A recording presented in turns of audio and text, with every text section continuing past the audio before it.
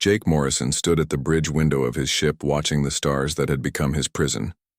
For 20 years he had served the Galactic Council, and for 20 years he had watched his people work like slaves while alien races lived in comfort. The latest message from the Council sat on his desk unopened because Jake already knew what it would say. More work orders, more impossible deadlines, more reminders that humans were lucky to have jobs at all. His chief engineer, Lisa Parker, walked into the bridge holding a datapad that showed the daily reports. 3 more human colonies had requested permission to expand their living areas, and 3 more requests had been denied. The Zephyrian overlords claimed that humans were using too much space and breathing too much air. They said the galaxy could not support unlimited human growth. Lisa sat down in the chair next to Jake and pulled up the population reports on the main screen. The numbers told a story that made both of them angry. Human births were down 40% from last year, and the Council was celebrating this as good news. They called it resource management, but Jake called it something else entirely. Down in the engine room, Kevin Wright was working on modifications to the quantum drive system that powered their ship. Kevin was officially listed as a maintenance technician, but he was actually one of the smartest humans alive. The Council kept him in a low position because they feared what he might discover if given real authority.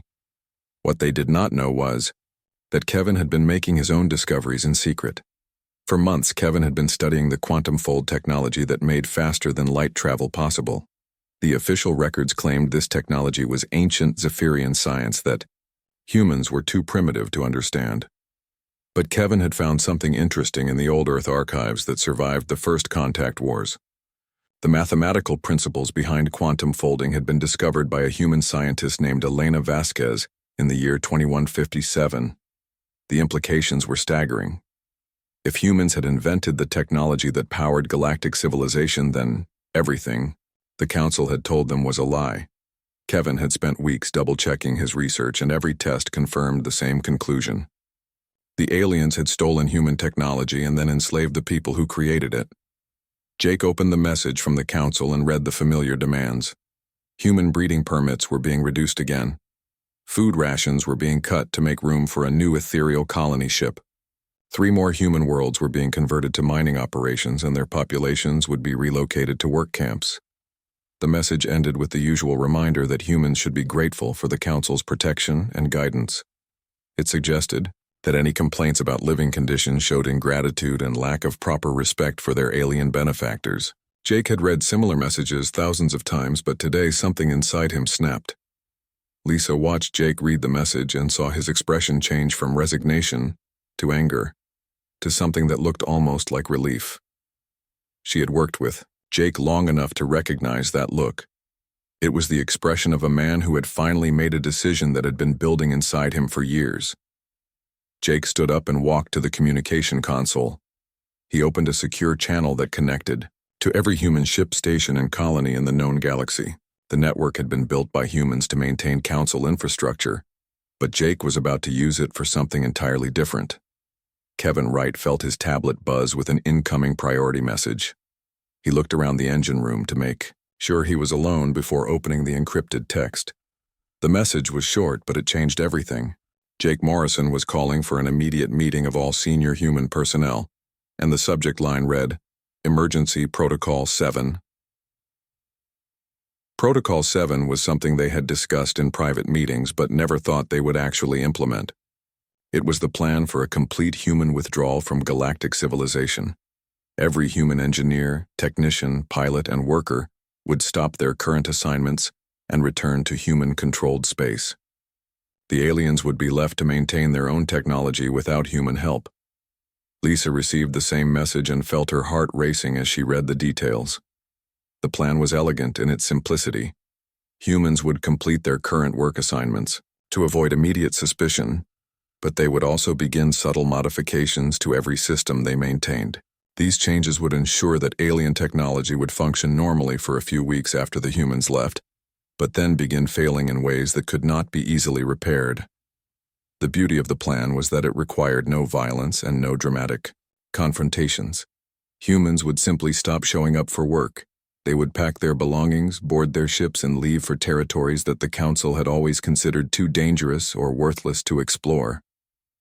The aliens would not realize what was happening until it was far too late to stop it. Jake sent personal messages to human leaders across the galaxy, explaining the situation and asking for their cooperation. The response was immediate and unanimous. Every human colony, every ship captain, every work crew leader agreed to participate in the exodus. 3 centuries of oppression had created a unity among humans that their alien masters had never recognized. Kevin Wright began the process of documenting every piece of human innovation that had been incorporated into Council technology over the past 300 years. The list was enormous and included everything from basic life support systems to the quantum computers that controlled interstellar navigation. The aliens had become completely dependent on human ingenuity without ever acknowledging that dependence. The plan would take months to implement properly, but the first steps were already in motion. Human workers across the galaxy began requesting extended leave time for family emergencies and religious observances. They submitted resignation letters for positions they had held for decades, citing personal reasons that seemed perfectly reasonable. Most importantly, they began training their alien replacements with deliberate incompetence, teaching them procedures that would work initially but fail catastrophically under stress. Jake looked out at the stars one more time as a servant of alien masters. Tomorrow he would begin the journey home as a free human being.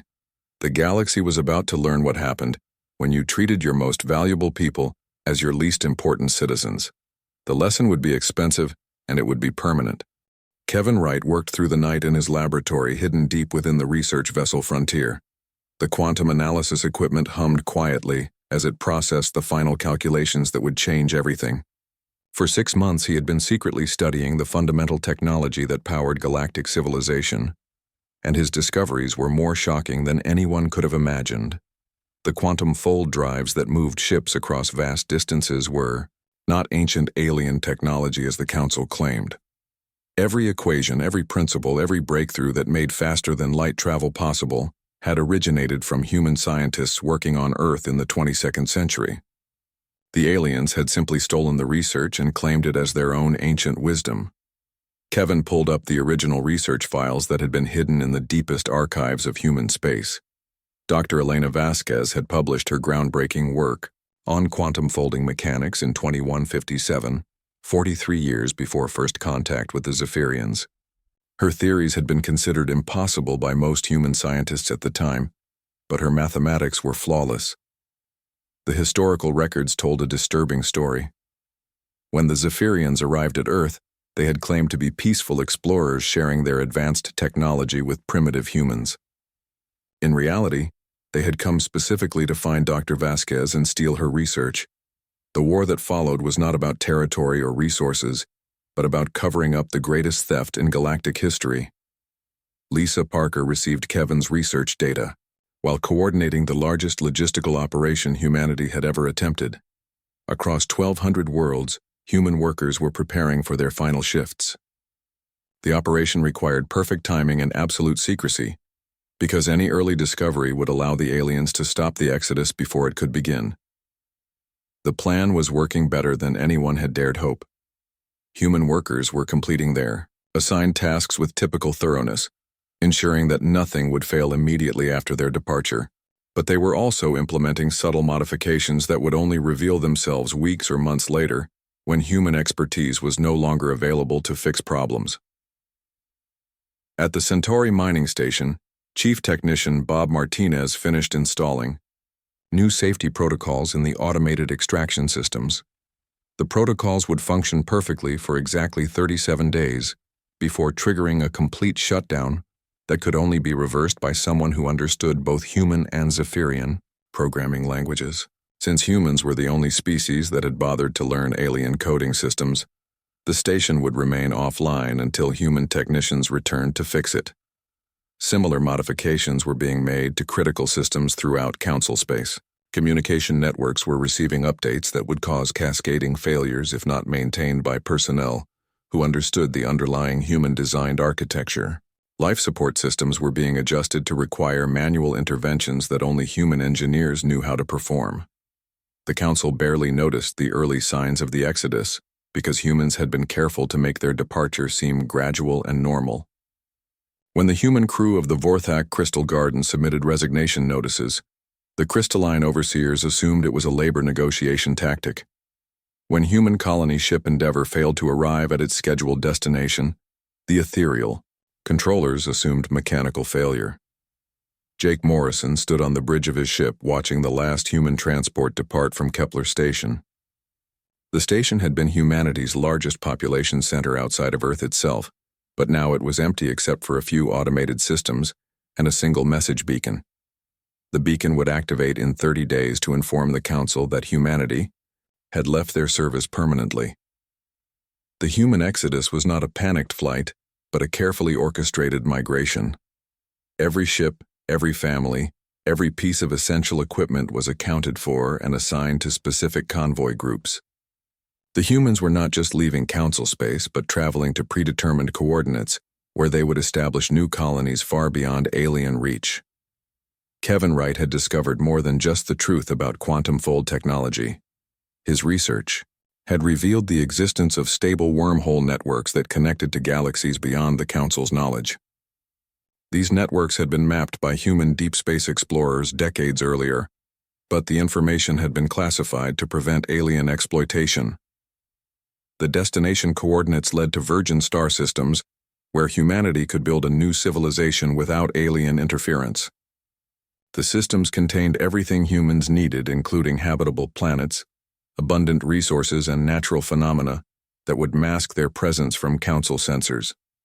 Best of all, the locations were accessible only through quantum fold techniques that humans understood better than their former masters. Lisa Parker monitored communication traffic between Council worlds and noticed the first signs of confusion among alien administrators.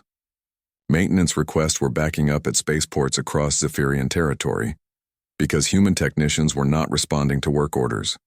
Mining operations were reporting equipment failures that their alien supervisors could not diagnose or repair.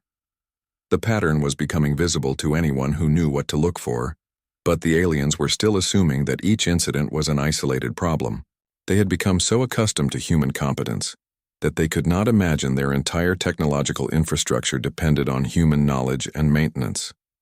At the ethereal homeworld, energy being designated Flux Prime discovered that the orbital power collectors had stopped functioning properly. The collectors were supposedly ancient ethereal technology, but the diagnostic systems were displaying error messages in human languages. Flux Prime contacted the human engineering team that normally maintained the collectors but received no response to the communication request.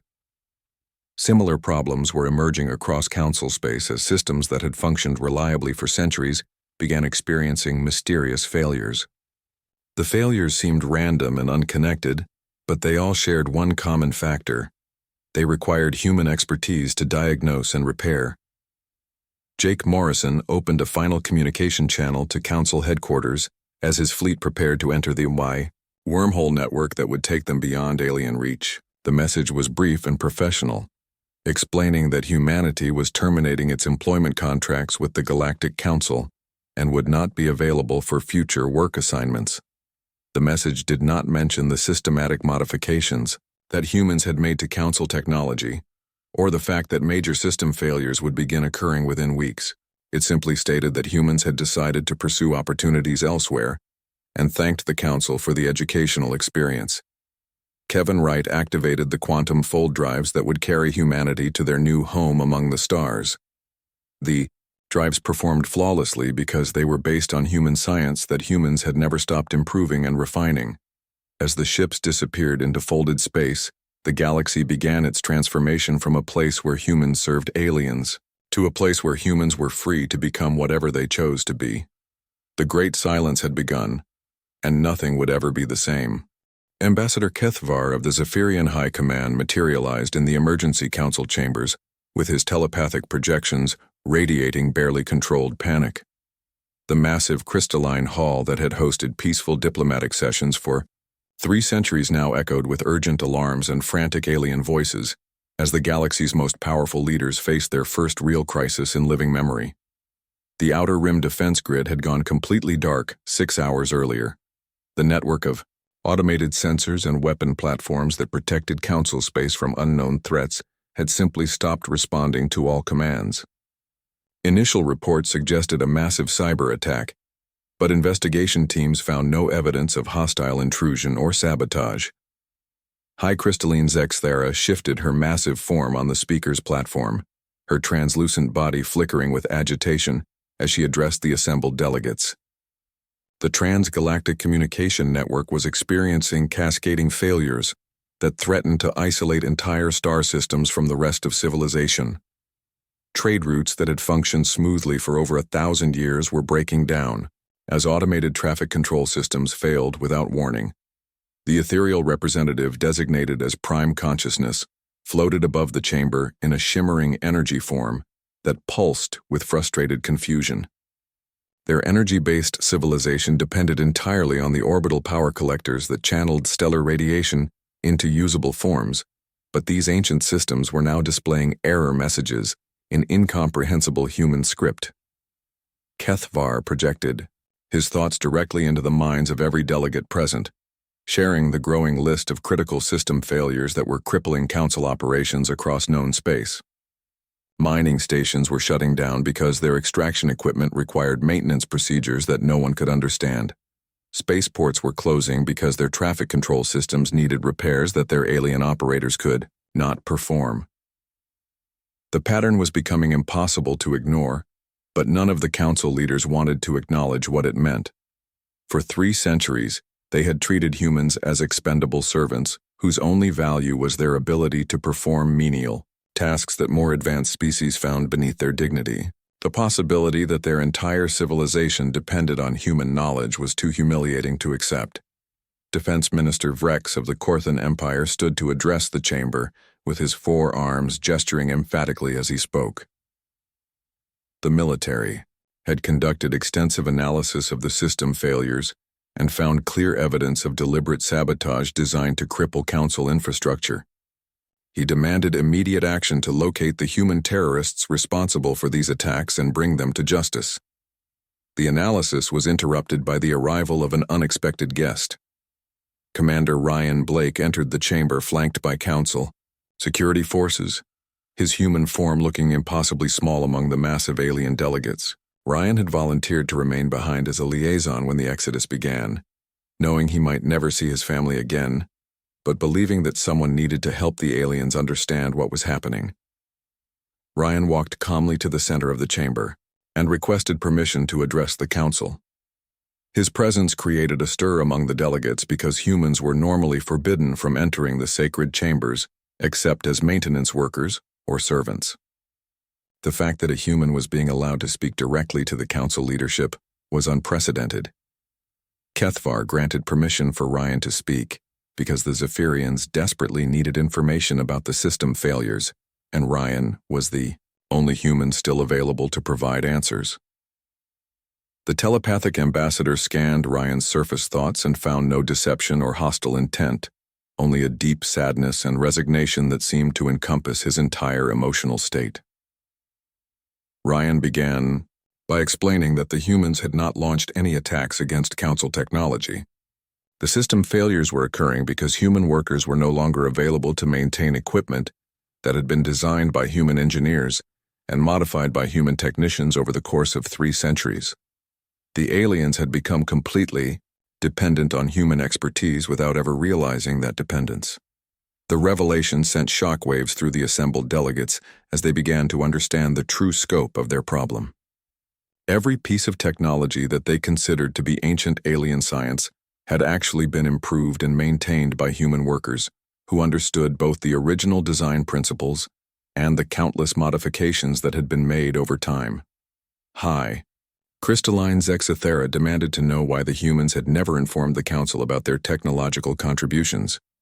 Ryan explained that humans had tried repeatedly to share their knowledge and innovations, but had been dismissed as primitive servants whose opinions were not worth considering. The Council had preferred to believe that their technology was superior, alien science rather than acknowledge human capabilities. The archives were accessed using emergency protocols as Council investigators began searching for evidence of human technological contributions.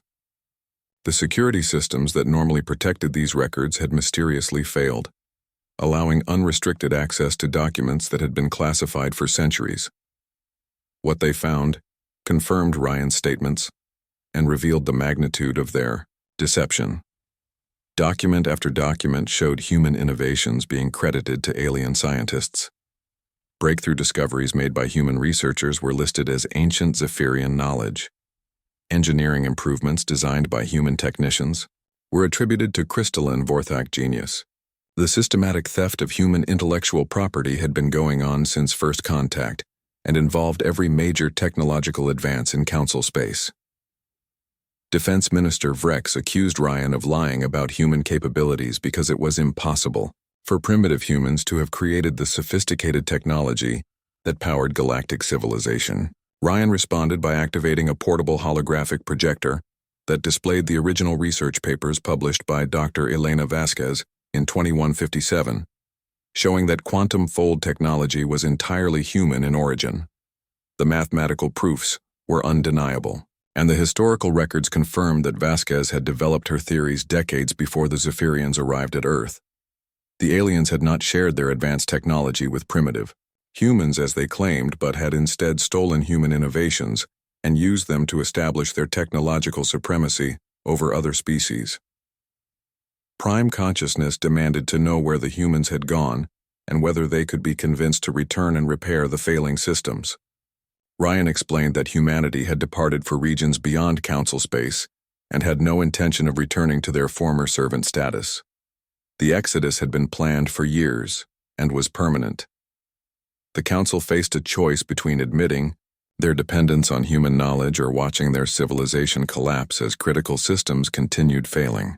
Pride and practicality warred in the minds of beings who had spent centuries believing in their own superiority, while relying entirely on the intelligence and dedication of the species they had oppressed.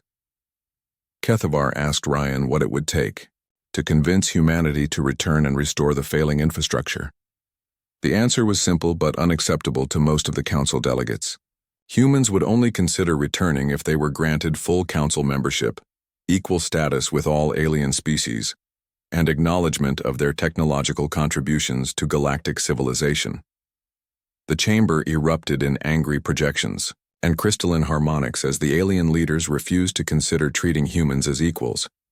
They had built their entire social structure on the assumption of their own superiority and could not accept that their servants were actually their intellectual superiors. The meeting ended without resolution as the galaxy continued its slide toward technological collapse. Captain Steve Collins watched the hyperspace tunnel collapse behind his ship as the massive human fleet emerged at the edge of the Andromeda approach, where their new home awaited them.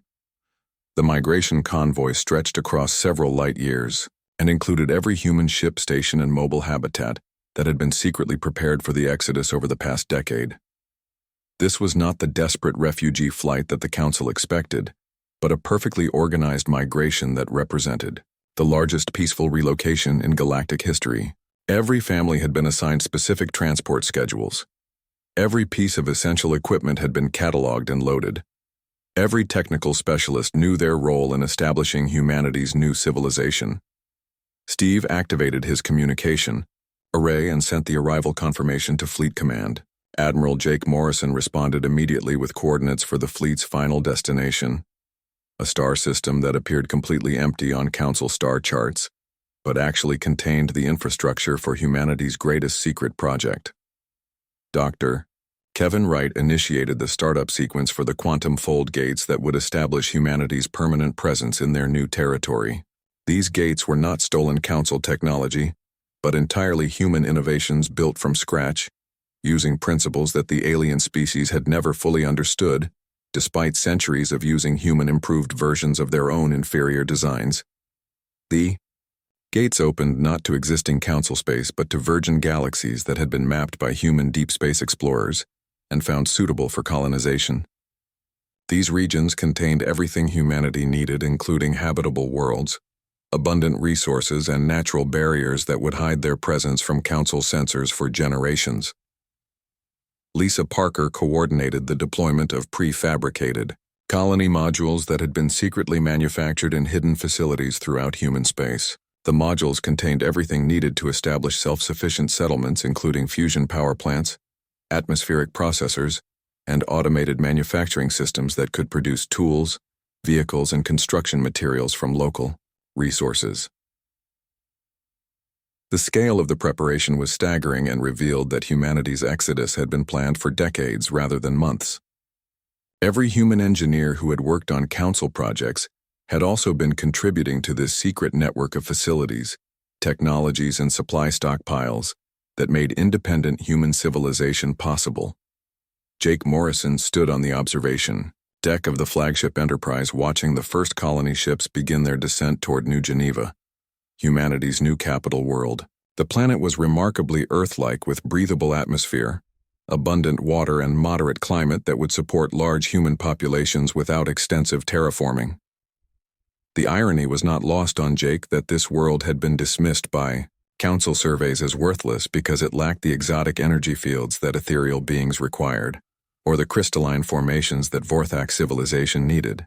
The aliens had never bothered to investigate whether the planet might be suitable for carbon-based life forms, because they assumed humans would always be available to maintain their equipment regardless of where they lived.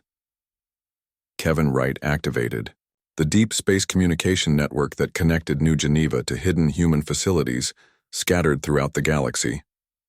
The network had been built using quantum entanglement technology that was undetectable by council sensors and allowed instant communication across unlimited distances without relying on the conventional hyperspace relay systems that aliens controlled.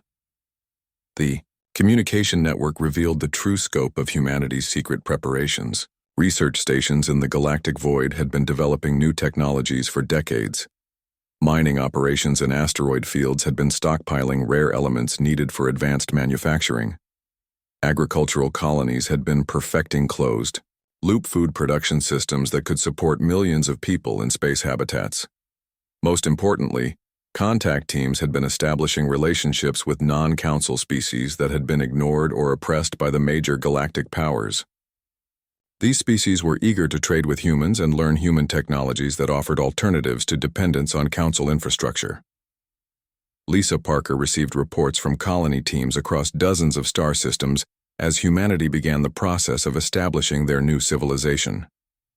The colonies were not just copies of human settlements from council space, but represented entirely new approaches to planetary development that took advantage of technologies the council had forbidden humans to use.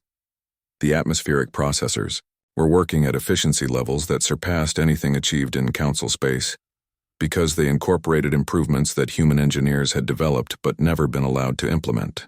The fusion power plants were generating more energy than their theoretical maximums, because they used refined techniques that humans had perfected while maintaining inferior alien-designed systems. Jake Morrison opened a secure channel to Admiral Kate Sullivan, who was commanding the defense fleet tasked with protecting humanity's new territory. The defense ships were not converted council designs but purpose-built human warships that incorporated 3 centuries of technological innovations that had been suppressed or ignored by alien authorities. The ships were faster, more maneuverable, and better armed than anything in the council fleet because they had been designed by engineers who understood both human capabilities and alien weaknesses. More importantly, they were crewed by humans who had spent their entire careers maintaining alien military equipment and knew exactly how to defeat it. Kevin Wright began the activation sequence for the industrial complexes that would make humanity economically independent of galactic trade networks. The complexes could manufacture everything from simple consumer goods to sophisticated spacecraft using raw materials extracted from asteroid mining operations and processed by fully automated systems. The manufacturing capability was revolutionary because it eliminated humanity's dependence on alien suppliers, who had always maintained artificial scarcity to keep humans dependent on council economic systems. Human colonies could now produce everything they needed locally while generating surplus goods for trade with friendly non-council species. Steve Collins received navigation data for the trade routes that connected human space to regions of the galaxy that the council had never explored. These routes led to civilizations that were technologically advanced, but had avoided contact with council space because they rejected the imperial structure that treated some species as superior to others. The trade partners were eager to exchange their own innovations for human technologies and offered access to resources and markets that would make humanity wealthy beyond anything they had achieved while serving alien masters. The economic relationships were based on mutual benefit rather than exploitation, and created opportunities for cultural exchange that enriched both human and alien societies.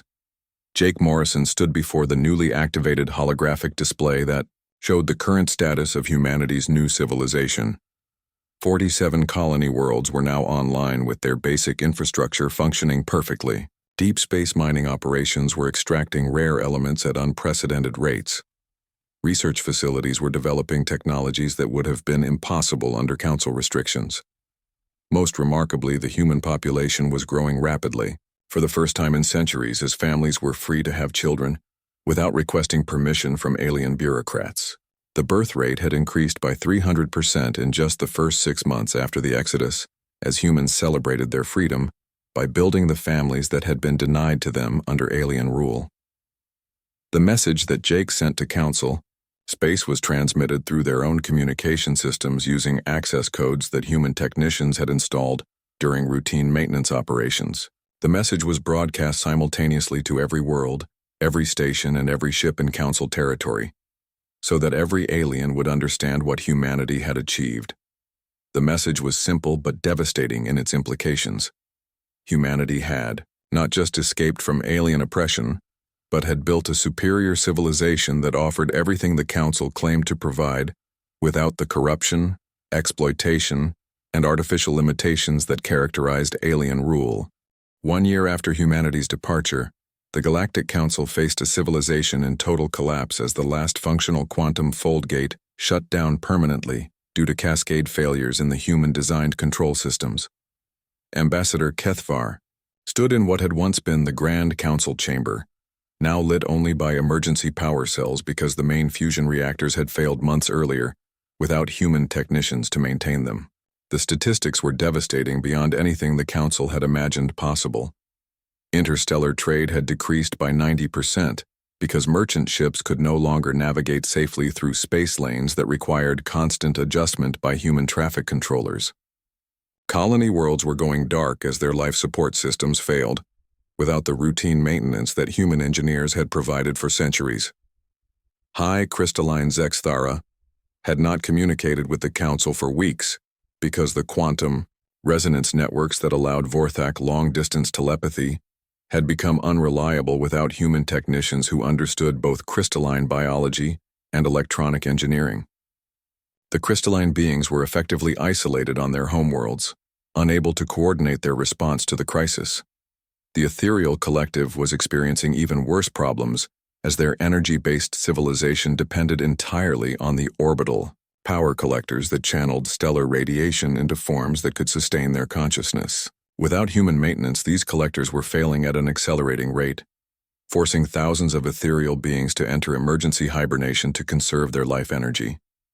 Defense Minister Vrex had been forced to ground most of the Korthan military fleet because their ships required replacement parts that could only be manufactured using techniques that human engineers had developed. The few remaining operational vessels were being used to maintain communication between isolated systems, but even these ships were breaking down faster than they could be repaired. Kethvar composed what would be the Council's final transmission to humanity, abandoning the demands and threats that had characterized their previous messages.